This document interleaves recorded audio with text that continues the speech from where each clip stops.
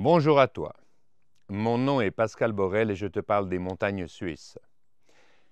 Il y a quelques mois, j'ai été obligé de faire une vidéo qui s'appelait WEF, honte de la Suisse.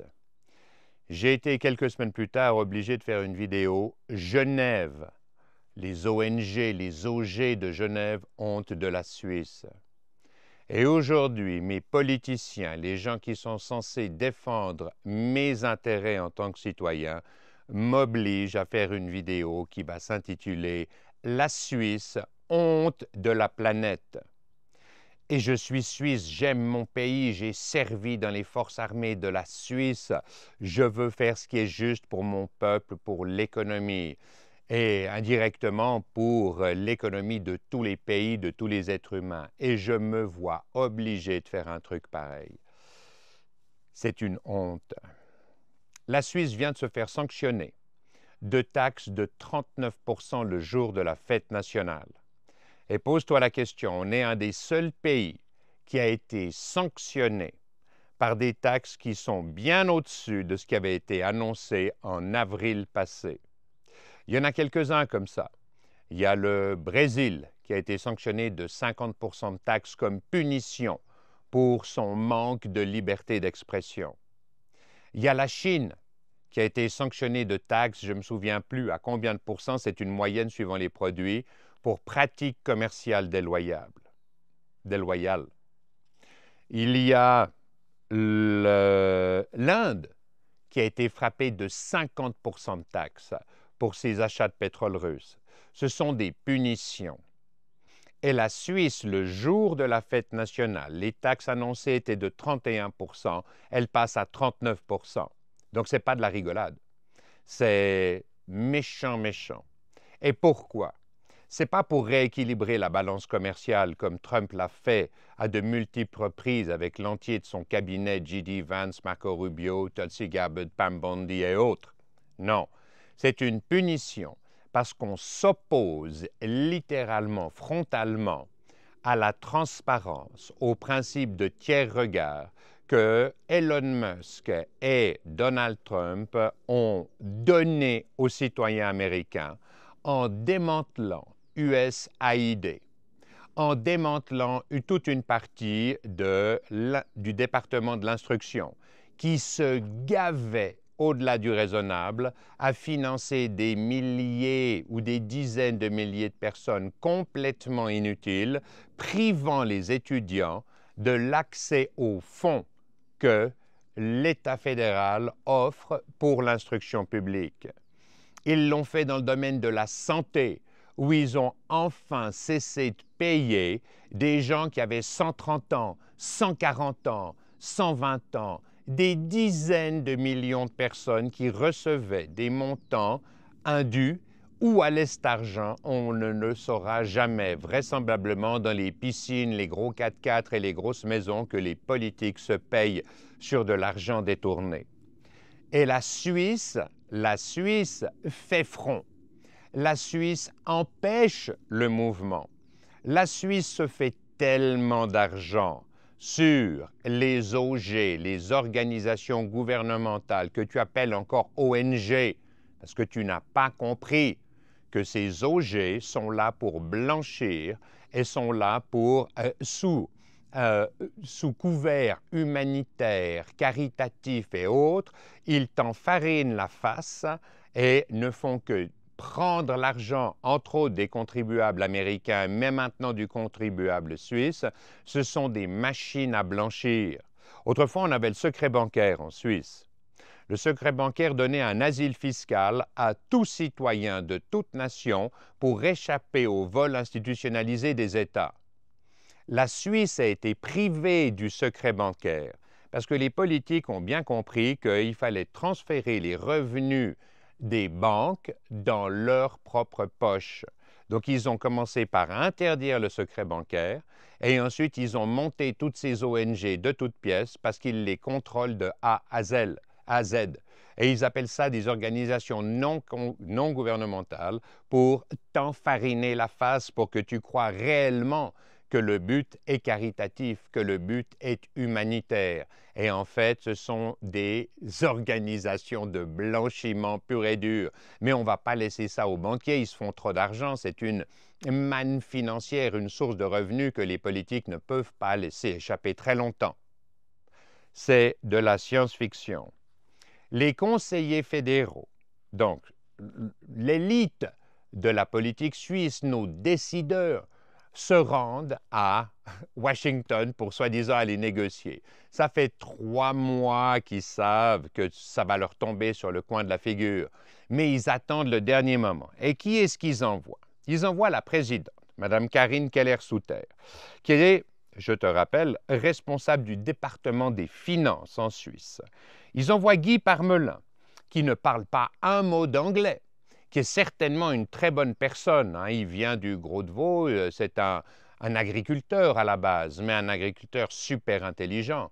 Oui, mais il ne parle pas un mot de la langue de Shakespeare.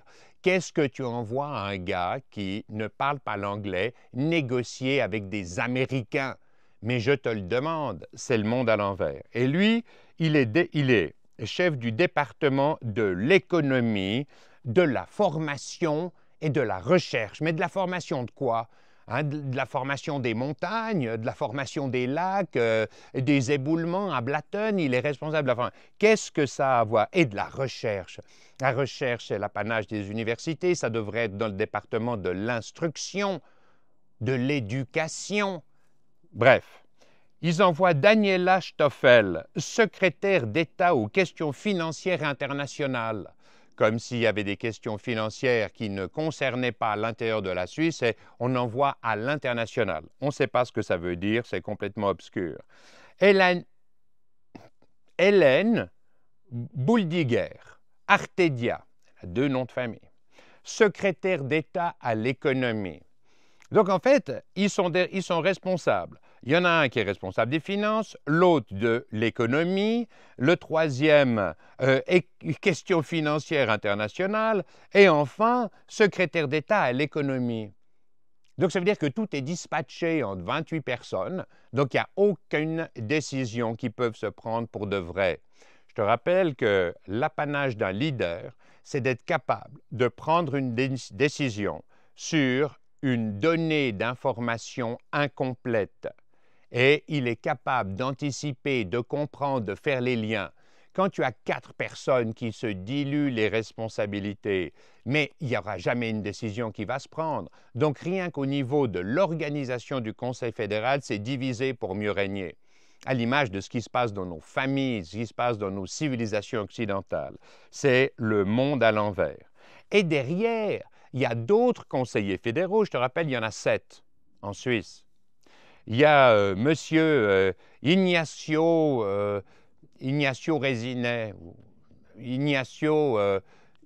non, c'est pas Résinet, c'est Framboise, ou pas, non, attendez, je regarde mes notes. Ignacio Cassi, pardon. Bref, Ignacio Petit Fruit, en fait, hein? Département fédéral des affaires étrangères. Ce gars-là, avec un autre, Beat Jeans, hein, Beat Jeans qui se vêtit certainement de Lewis 501 en permanence, qui est département fédéral justice et police. Comment? Alors, ces deux-là, hein, Ignacio Petit Fruit et Beat Jeans, ils sont à la tête des Euroturbos, comme on les appelle. C'est des gars qui veulent absolument que la Suisse entre dans l'euro, alors que le peuple s'est déterminé 4, 5, 6, 7 fois pour dire « nous ne voulons pas d'Europe ». C'est la sagesse populaire. Quand tu vois un système qui est complètement dysfonctionnel, qui fait le malheur des Français, le malheur des Allemands, le malheur de l'Italie, le malheur de l'Espagne, le malheur des pays nordiques, il est clair que le bon sens paysan du Suisse moyen qui vit dans des montagnes comme ce que j'ai autour de moi, il dit « stop, on ne veut pas de ça ». Oui, mais les politiciens, à force de le présenter sous une forme différente, à force de mettre en avant le... ah là là, mais je m'en enroule, c'est insensé. À force de mettre en avant uniquement leurs préoccupations d'intérêt du pouvoir, d'intérêt financier, finissent par proposer quelque chose que le peuple suisse devra accepter puisqu'ils reviennent à la charge de façon systématique. Et ces gars-là, ces deux, le Ignacio Petitfruit et Beat Jeans, qu'est-ce qu'ils font? Qui sont les conseillers fédéraux, les hommes qui ont le plus de pouvoir en Suisse. C'est un total disregard, un total mépris de la volonté populaire suisse pour protéger uniquement des sources de revenus. Parce que tu auras bien compris, ils s'opposent à ce que font Donald Trump et Elon Musk. Quand tu t'opposes au principe de tiers regard qu'on veut redonner aux citoyens, principe de transparence sur comment l'argent est dépensé, et que tu t'opposes à ces gars-là, mais évidemment que ta nation tout entière va être ultra sanctionnée, mon gars. Et c'est nos entreprises qui vont en souffrir.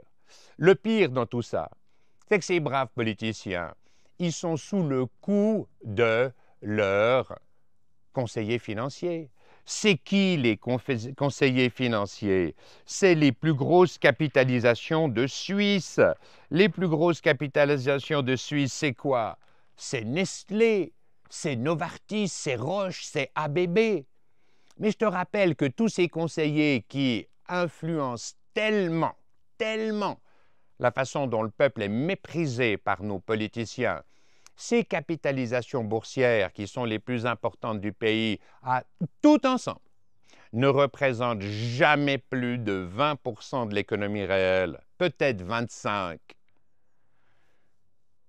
L'économie réelle, c'est les PME, les petites et moyennes entreprises. C'est la même chose en France, en Allemagne, aux USA, même en Chine. Dans toutes les économies centralisées, c'est le même modèle. Donc, ça veut dire que nos amis politiciens, nos alliés quelque part, même si aujourd'hui ils sont grossièrement incompétents, nos alliés politiciens ne tiennent compte que des intérêts de leurs conseillers qui les ont littéralement mis en laisse pour faire ce qui est à l'opposé de la volonté populaire. C'est une infamie. Et que ça se passe dans une soi-disant démocratie directe comme la Suisse, non mais si tu es Canadien, si tu es Marocain, Algérien, si tu es francophone de quelque pays que ce soit, tu dois comprendre que la Suisse aujourd'hui est la honte de la planète en termes de sa gestion financière.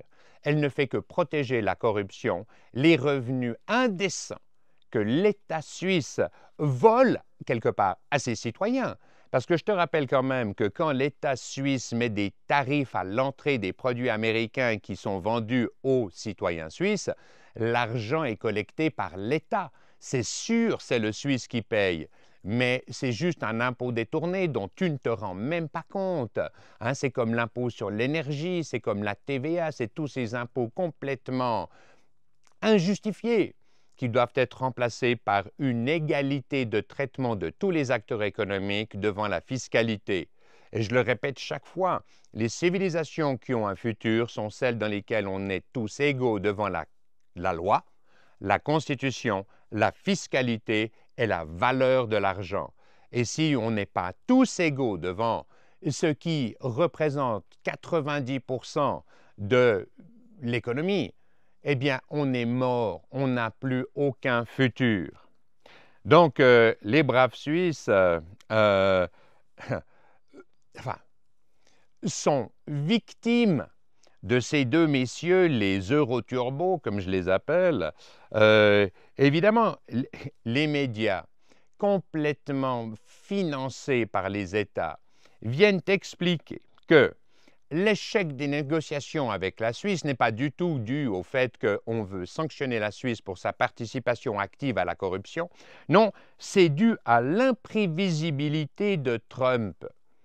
Mais Trump, il est prévisible. C'est tellement facile d'aller négocier avec lui. On lui montre du respect pour le courage qu'il a à démanteler, comme je viens de te le dire, USAID, à démanteler le département de l'instruction quand il est trop corrompu, à démanteler... Il est sorti de l'OMS. Il se rend bien compte du rôle de l'OMS, l'Organisation mondiale de la santé, dans la crise du Covid. Comment est-ce qu'on t'a volé ta santé, ton bien le plus précieux? Comment est-ce qu'on a utilisé pour te mettre sous contrôle? Donc, quand tu as un gars aussi courageux qu'un Donald Trump, qui est capable de mettre à mal ces flux financiers qui alimentent tout le monde, à part les citoyens, mais respect, respect. On a enfin un homme fort qui est capable de dire « Attention, attention, si on continue à ne pas respecter nos citoyens, la classe moyenne, seule productrice de richesse, on est tous morts. » Parce que les politiciens ne vivent que de ça. Les politiciens sont un centre de coût, comme je l'explique dans mon livre 2024, alors que toi, qui fais partie de la classe moyenne, qui est un citoyen, tu es un centre de profit et ils se gavent sur ton dos. Ils se gavent sur ton dos. Et ça, quand tu as un homme fort comme Elon Musk, comme Donald Trump, comme Marco Rubio, comme J.D. Vance, eh bien, il faut les aider. Et si tu te laisses enfariner par les médias qui te racontent n'importe quoi, pour pouvoir continuer à donner de l'inertie à un système financier qui te vole de façon systématique, eh bien, mon ami, tu vas te faire sanctionner effroyable. Et la Suisse est en train de se faire sanctionner effroyable parce qu'elle s'oppose à la démocratie, elle s'oppose au tiers-regard, à la transparence, elle s'oppose à l'interruption de la corruption. Et toi, mon ami suisse, tu en fais partie directement parce que tu restes sur ton sofa, les doigts de pied en éventail, plutôt que de venir marcher avec nous dans nos marches constitutionnelles, celles que j'organise toutes les 2 semaines, pour redonner leur force à nos politiques, pour leur proposer un modèle supérieur dans lequel ils s'alignent sur l'intérêt du peuple. Et c'est ça que je te propose de façon systématique. Maintenant, de quoi dois-je te parler encore? Je reprends quelques notes. Donc, comme je viens de te le dire, aujourd'hui, non seulement la Suisse s'oppose à la transparence, mais pour se substituer au vol institutionnalisé par les OG du contribuable américain, elle utilise maintenant l'argent du contribuable suisse et elle vient d'allouer plus de 300 millions pour maintenir les systèmes de corruption basés sur les OG genevoises. Et c'est dément. Et toi, tu n'as rien à dire. Hein? Le politique est complètement illégitime, mais il s'est doté d'une légalité en transformant la Constitution et le cadre légal qui le protège, qui lui donne une totale impunité. Or, l'impunité est le plus grand encouragement au crime. Et tant qu'on n'aura pas adressé ça, on est tous dans le fossé, dans le ravin. C'est monstrueux. Donc, il y a quelques vidéos. Je t'ai dit qu'on allait vivre un tsunami économique. Pourquoi? Parce que quand tu as 2 deal makers à la tête de la plus grande puissance économique de la planète, ils vont imposer des pratiques, une transparence qui va redonner à l'Amérique sa pleine puissance économique. Et les gens qui vont s'y opposer sont enterrés. Au moment où tu redonnes au peuple ce dont il a besoin pour véritablement produire de la richesse, pour conserver une large partie de ce pouvoir d'achat pour lui-même, plutôt que ce soit dépensé par des politiques, tu redonnes un tel avantage économique aux pays qui se dotent de ces structures qu'encore une fois, tous les autres sont hors compétition. Tous les autres doivent s'aligner. Et c'est peut-être l'occasion pour nos politiques en Suisse de se questionner, de se repenser, de se recréer au travers de ce qui est dans l'intérêt du peuple suisse, au travers de ce qui est dans l'intérêt de l'économie suisse et autres. Parce que je regarde sur certaines sources officielles, soyons clairs, les grosses capitalisations suisses dépendent pour 40 à 50 % de leur chiffre d'affaires du marché américain. Donc, s'ils sont frappés de 39 % de tarifs, pour la première fois, les conseillers, les patrons des grandes entreprises suisses vont peut-être enfin pousser nos politiques à comprendre l'équation et à adresser ce qui est dans l'intérêt de la nation. Bref, je vais arrêter là, c'est déjà trop long.